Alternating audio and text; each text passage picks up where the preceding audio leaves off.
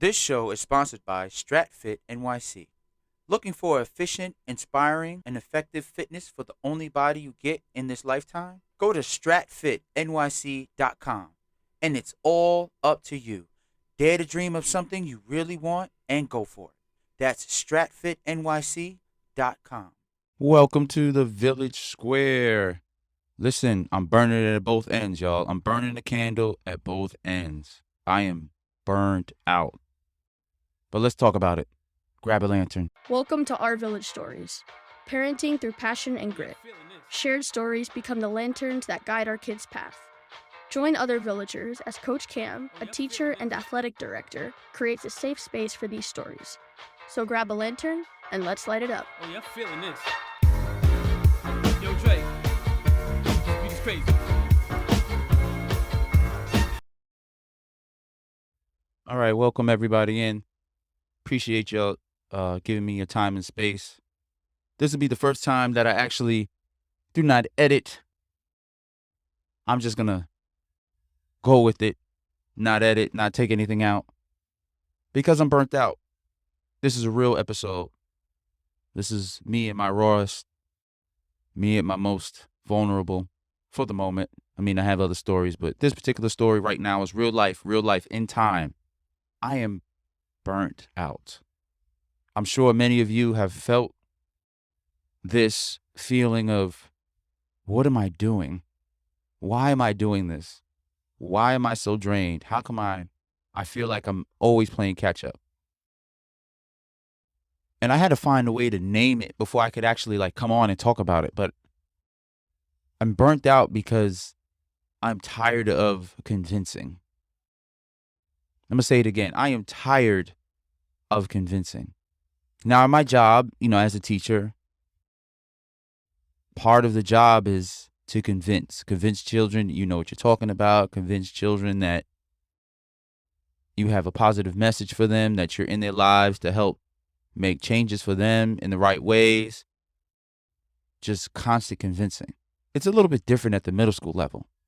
The middle school level, it's convincing. It's constant negotiations. It's constant back and forth. And it's June, and I'm tired of convincing and going back and forth. And it burning the candles at both ends, because not only do you have to convince the children you know what you're talking about, and you have to sometimes you got to convince their parents you know what you're talking about. And being in the realm that I'm in this gym space, it's not seen as a real class. It's something that's just supposed to be there to boost GPA. The importance of it is missed. Listen, physical activity is just as important as anything you do. It keeps you going. It keeps you motivated. You break a sweat. You feel better. You're able to concentrate a little bit more. Some kids use this as a space to get their energies out. But a year of responding to emails, convincing parents of why you're doing certain things, convincing the children of why you're doing certain things, it just becomes very frustrating, and you just get burnt out. Like, you just run out of the energy, you run out of things to say, multiple ways to say the same thing, and just run out of it. And what's striking even more is that sometimes once you've convinced the child of what they need to do, they go home and hear a different story, and then they come back. Because you may not realize it, parents, your children do listen to the conversations that you have, and they do bring them back to the gym. They do bring them back to the teachers. They do bring them back to admin. Their stance on things, how they see the world, their actions, their reasons behind their actions. And nothing is more telling than a child with their back against the wall on a certain subject, and they will tell you everything and where they got it from and who said it and where they were.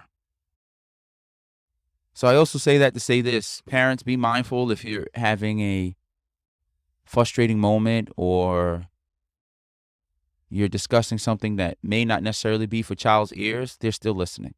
You have to be mindful of that. Be mindful of your stance. Be clear about where you stand and what you say.